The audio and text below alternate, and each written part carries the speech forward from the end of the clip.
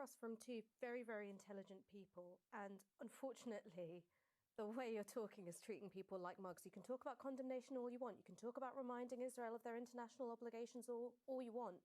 But until you're talking about suspending arms sales to Israel, until the Americans are talking about suspending military aid to Israel, all of that finger wagging in the world will not stop Netanyahu from doing what he wants to do, which is launching an absolutely terrible, abhorrent ground assault on Rafah. The images which are coming out on social media at the moment have been for months from Rafah of children buried under the rubble, body parts blown to smithereens.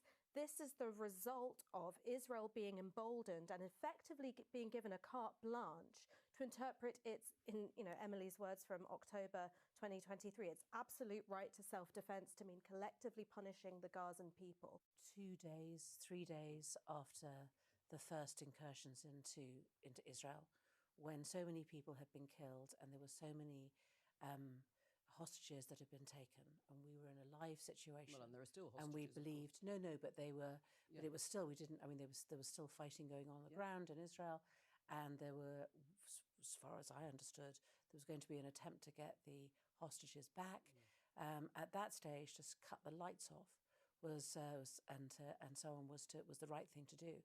But as I said at the time, and there has been some selective reporting, it absolutely is not within international law to cut off supplies to a nation. So you were asked specifically about food and water, yes, not just the lights, yes, and you yes, said Israel has an absolute right to defend itself. And as I also said, as the guy from the UN had said before, I'm sorry for people who hadn't seen the programme, but for the person who was from the UN who was on Newsnight before me had said, within a short period in a war, you can cut off in order to... So essentially, if they were going to go into Gaza to try and get the hostages back, then in that very short period, then it would be right to kind of... and we know that's what Israel has been doing on and off in Gaza anyway. But in this period, that was the thing to do. Not to do it so that you starve people, and not to do it so that you cut off their power so that they don't have water.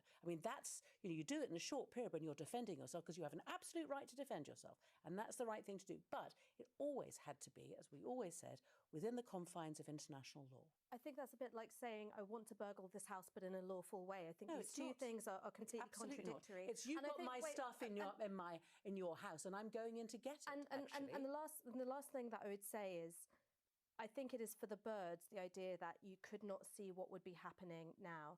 What was coming out from Israel in terms of politicians' mouths, the references to Amalek, saying that there are no uninvolved civilians, even in those very, very early days, it was clear that civilians were being considered fair targets. So then when you've got leading politicians saying that the right to self-defense includes cutting off food, includes cutting off water and power, that either means that you were unable to see what millions of other people could see was going to happen, which would make me question the quality of the politicians we have in this country, or there's an element of being disingenuous, where you didn't think you had the political room to say this at the start, but now you're worried about the images coming out.